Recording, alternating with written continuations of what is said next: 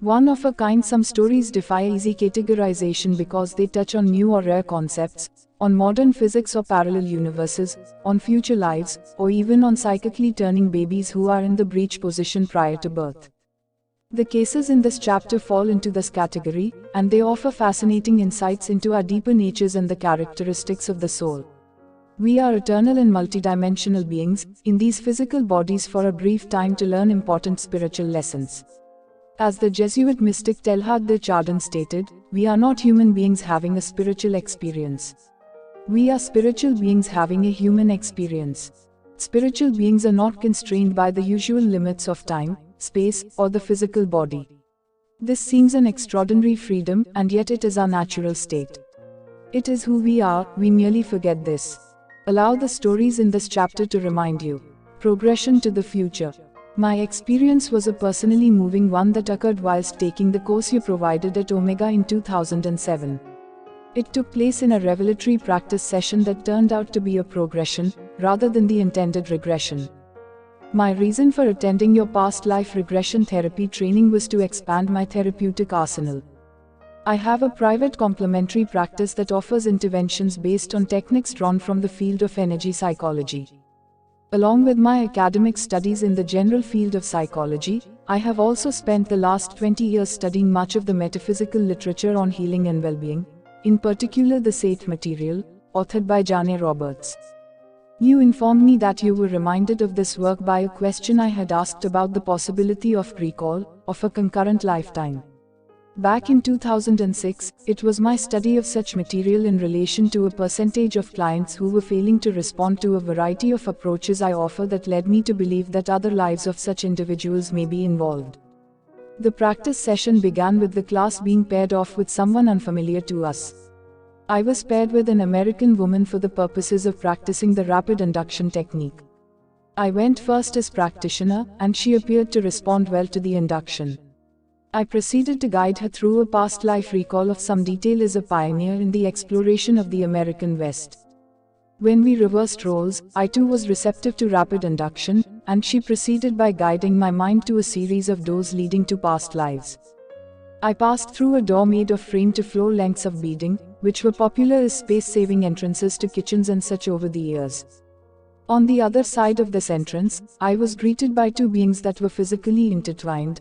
Their heads were cheek to cheek, foreheads higher and broader than usual, with crystal blue eyes also somewhat larger than the human norm but not as large as the alien face depictions commonly seen in science fiction illustrations. Their bodies appeared to melt together into a plaited form, where limbs were barely discernible and legs disappeared into a tapering wisp of material. I sensed a benevolent and loving energy emanating from their being toward me. I knew that they were my guides.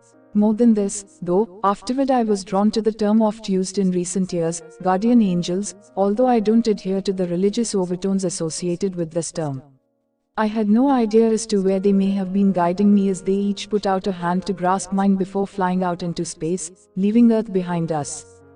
After a seemingly brief trip through the stars, we eventually began approaching another world, a planet with an atmosphere, a blue and white globe similar to the Earth that we had left behind. We began hovering above this strange world, high in the stratosphere. They still had hold of my hand, although I could sense that they were encouraging me to release my grip and drop through the clouded atmosphere below.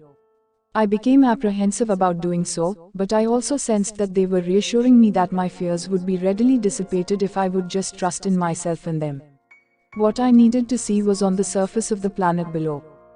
I managed to let go of their hands and begin a slow, gliding descent through the clouds. Before long, the land below came into view, a green carpet of vegetation clearly of a temperate climate zone, and then signs of vegetation clearly of a temperate climate zone, and then signs of management of the landscape, with fields and hedgerows coming into view. Instantly, I found myself in a field, a pasture that seemed to be sloping very, very gently down toward a river, although the river was not visible to me. I was standing on the meadowland of the floodplain to the river. As I took in this beautiful setting and noticed the sun striking various patches of meadow as it broke through the clouds, I became aware of someone standing close to me. He was a tall, silver-haired individual, with an air of distinction about his countenance. He wore pastel-colored cotton robes that appeared light and appropriate for the warm ambient temperature. It was me, an older me, but definitely me. I watched myself turn and look over my left shoulder, up the hill to a building about 200 yards distant. It was a chateau, a 3-story building of considerable size, nestled amongst the trees. I knew it to be a place of learning, a sanctuary or retreat. I knew that I was in France, that the year was 2037, and that the me that stood before me was on the faculty of the learning establishment up on the hill. This was a scene from my future, and I was a teacher, clearly at one with himself and his role. Needless to say, my fellow student was quite amazed as I recounted my feelings about the experience and my certainty that I had progressed forward to an age of 84. What had been shown to me by my guardian angels was something that I had never consciously contemplated before.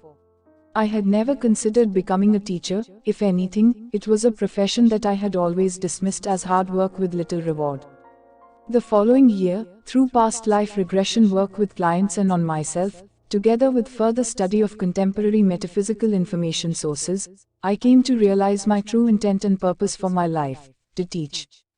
I experienced an epiphany that my spiritual guides, a year or so before, had shown me a probable outcome if followed up. What was I to teach?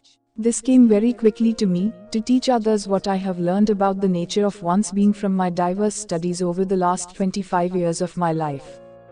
To do for others what I had done for myself, integrate knowledge from science, metaphysics, philosophy, and spirituality into solid, practical guidance on the discovery of one's purpose in this current lifetime.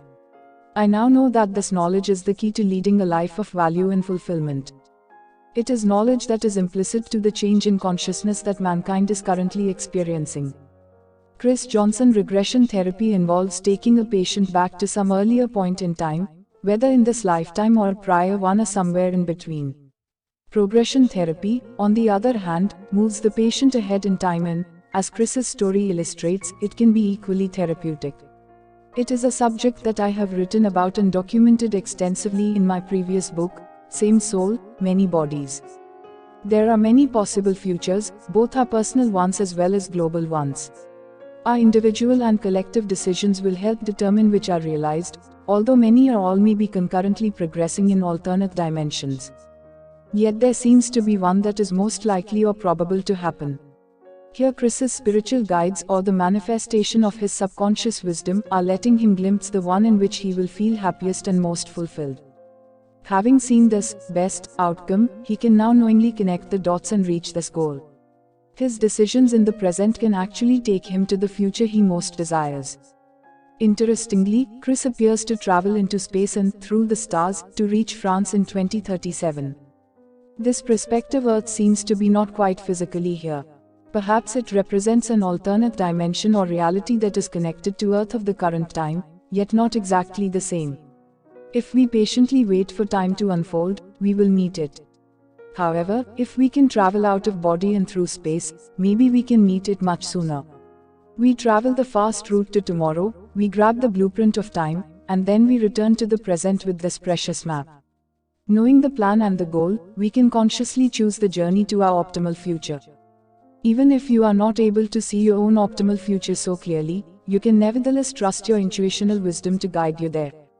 Do not let fears or doubts cloud your vision and obscure your path. Listen to your heart. The geographical locations of our next lives are not important. The quality is the critical factor. If we are progressing to lifetimes filled with kindness and understanding, we will inevitably wind up in the proper dimension. In his story, Chris mentions the possibility of recalling a concurrent life, or one that is happening at the same time as your present one. What would a regression involving nearly simultaneous lifetimes look like? Read Donna's story, next. Soulmate. This is a part of Zindagi Ki Roshni consultancy. It has been established for those who have lost someone and for those who are very sad in their life. About 100 PDF books and 20 short audio books of this topic will be sent to those who join it. This data will be sent to their email or WhatsApp. If you want to join this organization, then please send WhatsApp message to this number.